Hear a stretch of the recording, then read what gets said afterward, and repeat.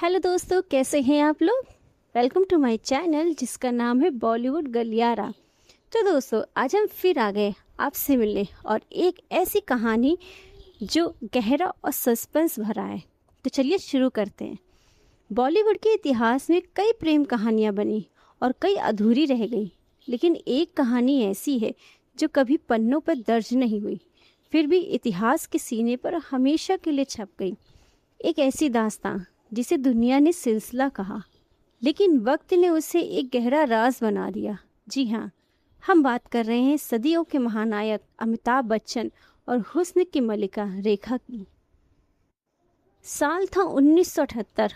Film Ganga की सौगंध की shooting चल रही थी। उस वक्त तक अमिताभ और रेखा सिर्फ सह कलाकार थे, लेकिन उस दिन सेट पर कुछ ऐसा हुआ जिसने दोनों की जिंदगी बदल दी। शूटिंग के दौरान एक जूनियर आर्टिस्ट ने रेखा के साथ बदतमीजी कर दी। फिर क्या था, हमेशा शांत रहने वाले एंग्री यंग मैन यानी अमिताभ बच्चन ने अपना आपा खो दिया। उन्होंने उस आर्टिस्ट की सबके सामने जमकर क्लास ली। इस एक गुस्से ने दुनिया के सामने जाहिर कर दिया कि रेखा और अमिताभ के लिए सिर्फ एक को स्टार नहीं थी। इसके बाद आया वो मोड़ जिसने इस कहानी को एक नया मोड़ दे दिया। फिल्म मुकद्दर का सिकंदर की एक प्राइवेट स्क्रीनिंग रखी गई थी। रेखा ने खुद एक इंटरव्यू में खुलासा किया था कि वह उस दिन प्रोजेक्शन रूम में बैठकर पूरे बच्चन परिवार को देख रही थी। जैसे ही स्क्रीन पर अमिताभ और रेखा के रोमांटिक सीन आए, सामने बैठी जया बच्चन की आंखों से आंसू बहने लगे।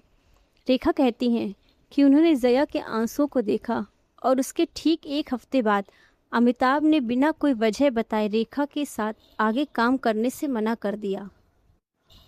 लेकिन क्या काम बंद करने से जज्बात रुक जाते हैं? फिल्मी गलियारों की माने तो इसके बाद शुरू हुआ गुपचुप मुलाकातों का दौर। मीडिया और दुनिया की नज़रों से दूर अमिताभ और रेखा मुंबई के एक सुनसान इलाके में मौजूद रेखा की एक सहेली के बंगले पर मिला करते थे। यहाँ तक कि जब यश चोपड़ा की फिल्म सिलसिला की शूटिंग चल रही थी, तब भी क्रू मेंबर्स को सख्त हिदायत थी कि दोनों को प्राइवेसी दी जाए। ये वो वक्त था जब दोनों के बीच का ये छुपा हुआ हिस्सा पूरी इंडस्ट्री का सबसे बड़ा ओपन सीक्रेट बन चुका था। कहते हैं हर कहानी का एक अंत होता है, और इस कहानी का अंत लिखा जया बच्चन के उस एक फैसले ने। एक रात जब अमिताभ मुंबई से बाहर थे, जया बच्चन ने एक बड़ा कदम उठाया। उन्होंने रेखा को फ़ोन किया और अपने घर डिनर पर बुलाया। रेखा हैरान थी, लेकिन वो गई।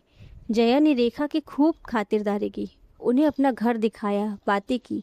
लेकिन जैसे ही डिनर खत्म हुआ और रेखा जाने लगी, जया ने दरवाजे पर खड़ी होकर रेखा की आंखों में आंखें डाल और बेहद शांत लेकिन कड़े लफ्ज़ों में कहा, चाहे कुछ भी हो जाए, मैं अमित को कभी नहीं छोड़ूंगी।